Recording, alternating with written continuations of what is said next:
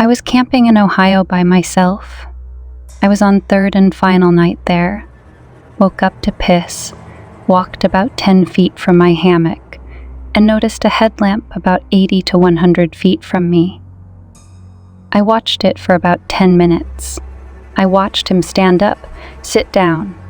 I got my boots on and grabbed my hatchet and started to walking to the right of my campsite. I was going to find out what he was up to. I got about 50 yards from my site and started walking towards him when I noticed another headlamp about 40 feet from me and walking around. I hit the ground and threw some leaves on me.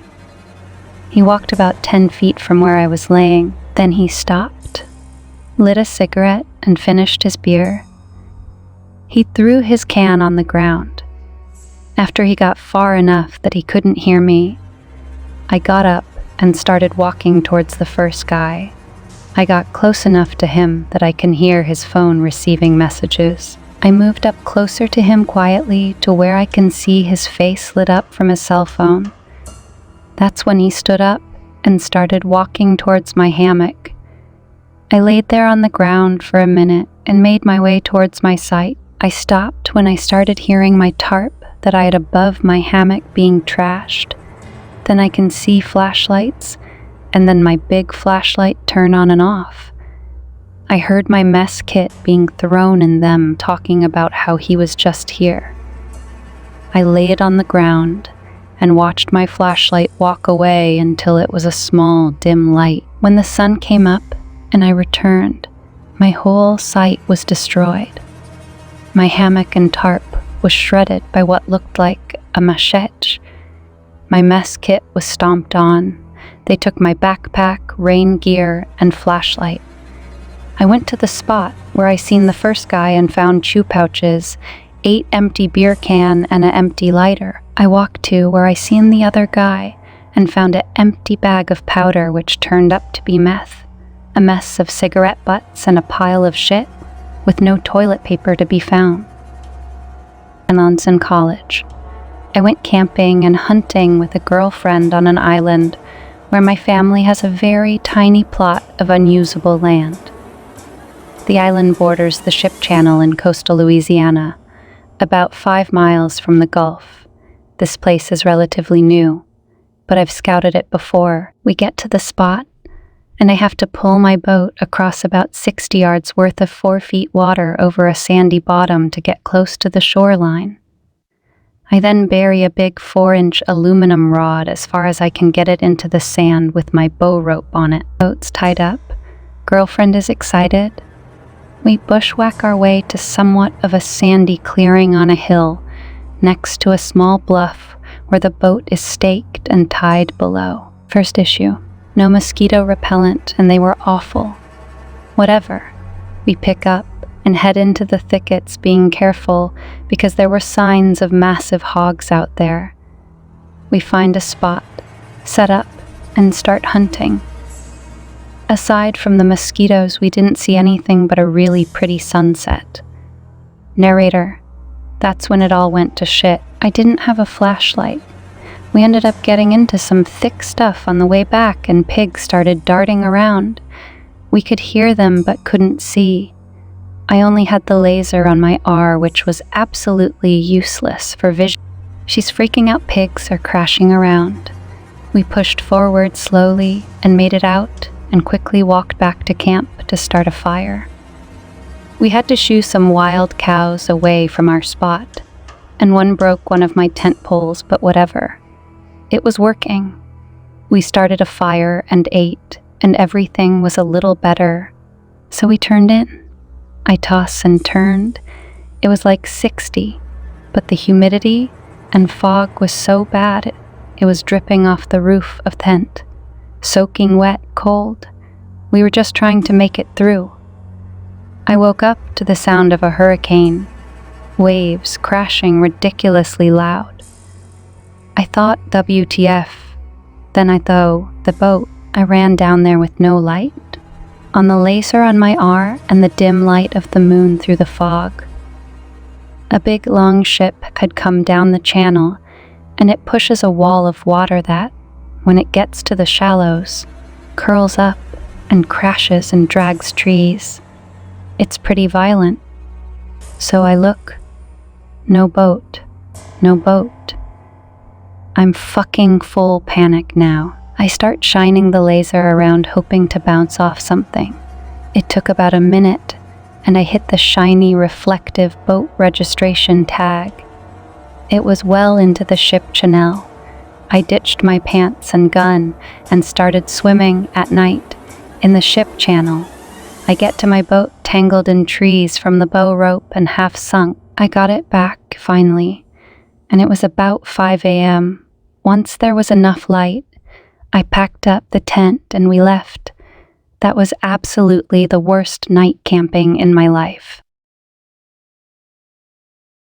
A buddy and I were camping in backwoods, Idaho mountains, pretty far from everyone in the middle of the week. DeRist town is like 600 people an hour away. We got camp set up around 7, and we get a fire going to cook hot dogs. We're just chilling around the fire. When it gets dark, we're snacking on like Cheetos and stuff. As we talk, we heard like branches up the mountain from us cracking, like something stepping on bushes and stuff. We stop talking and the noises stop. We're a little unnerved, but we brought guns to go shooting the next day, and we've got a pretty big fire going, so we start talking again. The rustling gets closer, like something or someone is moving down the mountain. We stop talking, and the noises stop again. This happens like 2x more. We talk, something or someone moves closer. We stop, the noises stop. Finally, when whatever or whoever it was is like 200 feet away in the dark, I grabbed my rifle out of the truck and put a shot into the air. Whatever it was hauls ass up the mountainside in pitch black. Like we're talking like 400 feet in 30 seconds. I don't think it was like an elk or bear or cattle. It was super eerie. It knew to stop when we stopped talking. But I don't think it could have been a person. It moved way too quick up the hill in dense brush and pitch black. We've not gone back there since. My fiancé and I were on a camping trip last summer in Arkansas, casually grilling some dinner when we heard someone loudly yelling for help. I ran a few campsites over to find a clearly drunk man standing in a pool, his own blood.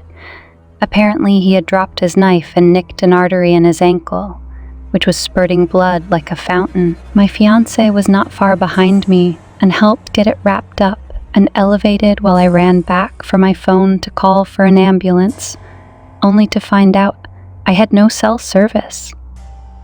I knew there was a hospital roughly 20 miles away, so I made a judgment call and loaded the man up into his truck and took off. Now is a good time to mention that blood makes me super squeamish, and I think pure adrenaline is the only thing that kept me from passing out at the wheel. I made it to the hospital in 12 minutes, just as he started slurring his speech and hinting at losing consciousness. I still remember the pool of blood spilling out of the door off the floor mat as they took him inside. My fiancé picked me up from the hospital and we headed back. We ended up having to watch his dog and tried our best to have a normal evening. The man showed back up around 10:30 p.m. with 18 stitches. The doctor had told him if we hadn't been there or we had waited for an ambulance, he would have bled out and died. Horrifying situation, but we saved a man's life. As a teenager, I went camping with a group of people I didn't know that well. They were all a little older than I was. I was 16 and they were 19-21. We camped way out in a very rarely used campground in rural Oregon, planned on just 2 nights. But on the second day, the guy who drove us got into a fight with his girlfriend because he thought she was flirting with another guy in the group. He ended up leaving us stranded. We assumed he'd come back or let other people know where we were, and they'd come get us. But it didn't happen that day. We went to bed sure he'd be back on that day, since it was the last day we planned on being there. This was before cell phones were really a thing, so we had no car and no way of communicating. We were at least 10 miles from any sort of normal road. That third night, we really started freaking out. Our food was gone, and we had no idea what to do.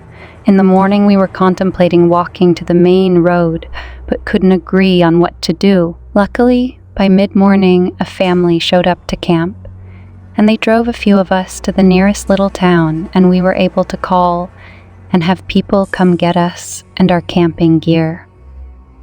I never spoke to any of them again,